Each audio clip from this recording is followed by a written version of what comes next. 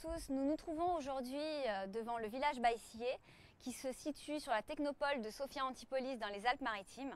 Le village Baïsier héberge de nombreuses startups, parmi lesquelles se trouve la société Fomous.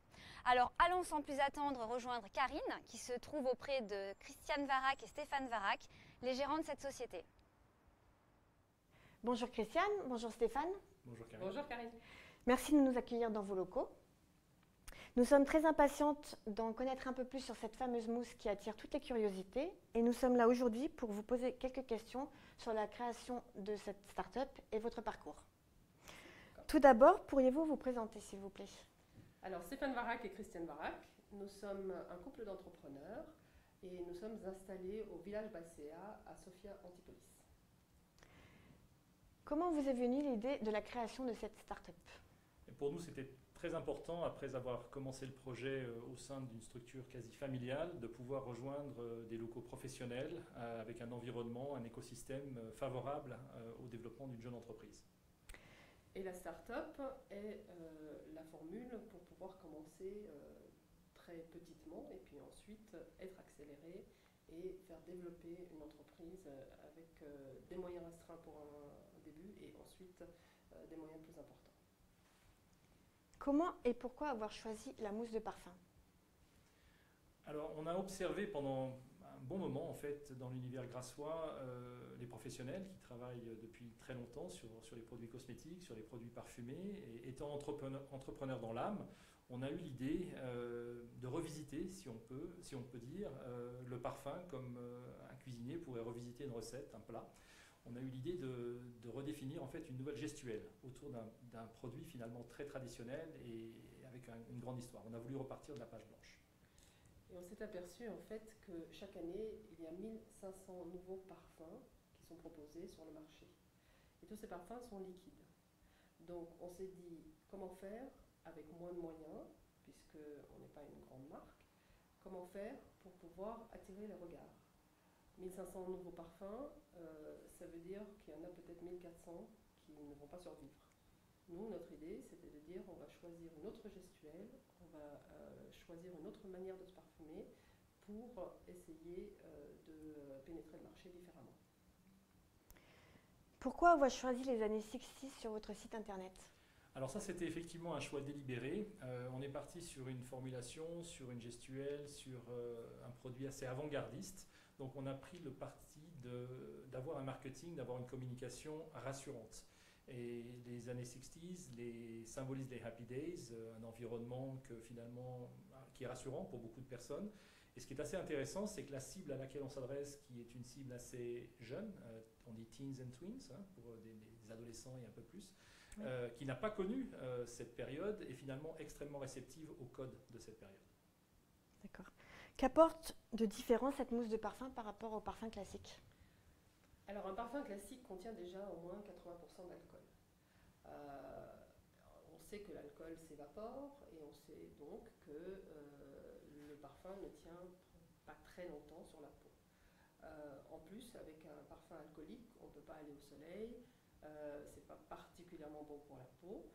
Donc nous avons un parfum finalement qui ne contient que 3% d'alcool et qui, grâce au fait qu'il pénètre rapidement dans la peau, ne s'évapore pas. Donc, ça lui confère une rémanence bien plus importante qu'un parfum liquide.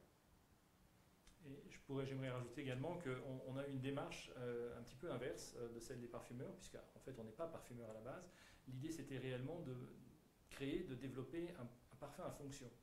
À l'inverse d'un produit cosmétique qui sent bon, il y a beaucoup de produits cosmétiques qui sentent très bons, mais à l'inverse, il n'y a quasiment pas de parfums qui ont des fonctions. Notre marque, notre produit propose un parfum à fonction. Qui est l'hydratation dans un premier temps et la rémanence, puisque nos produits contiennent à peu près 10% d'aloe vera, ce qui est évidemment un facteur hydratant pour la peau. Merci à tous les deux d'avoir répondu à mes questions. Je vais laisser la parole à Sonia, car je suis sûre qu'elle a d'autres questions à vous poser. Merci beaucoup. Merci Karine. Bonjour Christiane, bonjour Stéphane. Bonjour Sonia. Donc avec cette mousse gourmande et légère, nous avons vu que vous cibliez plutôt un public assez jeune. Est-ce que vous avez envisagé une gamme dédiée à un public un peu plus large? Oui, tout à fait. Alors, la cible de faux mousse qu'on trouve actuellement chez nos cibés, dans les parfumeries françaises, mais également pas mal à l'international, est une cible, je dirais, 15 ans, 25 ans. Voilà. On a commencé à élargir notre cible avec un co-branding que nous avons fait avec Chupa Chups, la société bien connue de sucettes, et qui est destinée à des enfants entre 8 et 12 ans, je dirais. Mais nous avons également en gestation une nouvelle marque pour le futur, qui ne s'appellera pas Faux Mousse, et qui sera dans du plus haute gamme, c'est-à-dire qu'elle proposera des additifs qui n'existent pas encore maintenant, qui seront destinés à une clientèle un peu plus âgée. D'accord. Nous avons pu voir aussi que vous participez régulièrement à des salons, à différents événements. Qu'est-ce que cela vous apporte?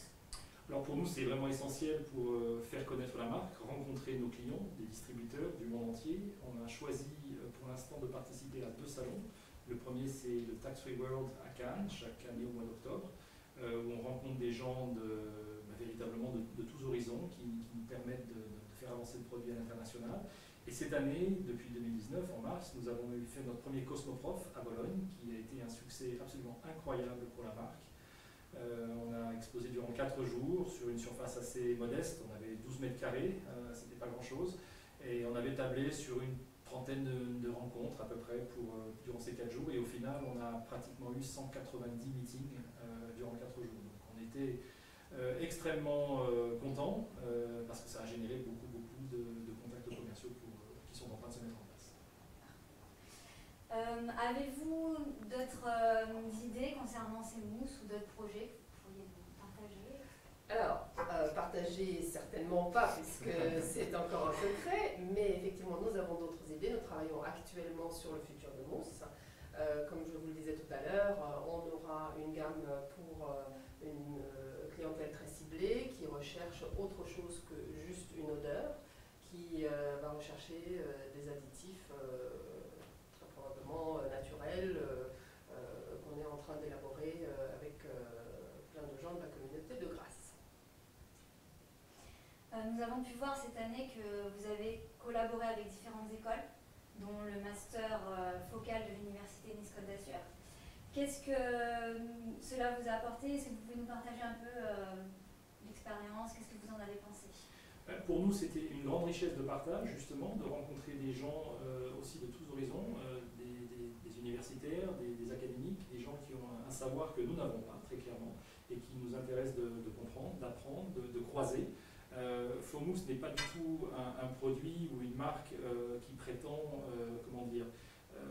imposer une gestuelle ou un nouveau système, mais qui au contraire se nourrit des expériences de beaucoup de personnes qui sont diverses et qui nous apportent énormément.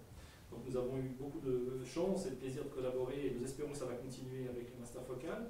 Mais nous avons également collaboré avec une grande école de commerce qui est l'EDEC à Nice et qui nous a apporté une réflexion marketing extrêmement intéressante également. Et j'aimerais ajouter également que nous ne sommes pas du sérail chimique, etc., ou de la parfumerie. Nous ne venons pas de ce monde-là. Et le fait de s'entourer de personnes qui sont compétentes dans ces domaines est essentiel pour la marque, parce que c'est grâce à vous que nous avons nos futures idées d'additifs, etc. Et c'est aussi un avantage, puisque c'est grâce au fait que nous ne venons pas de ce sérail que nous avons pu proposer un autre produit. Merci. Avant de finir cet entretien et de conclure, est-ce que vous auriez quelque chose à rajouter? Écoutez, merci beaucoup pour tout votre travail durant cette année. Merci pour cette interview. Merci pour les relais sur les réseaux sociaux, c'est très important. Et vive Faux Mousse. Et longue vie au Master Focal. Merci à vous. Merci Christiane et merci Stéphane de nous avoir accordé un peu de votre temps. Nous avons été ravis de pouvoir participer un peu à l'aventure Faux Mousse tout au long de cette année.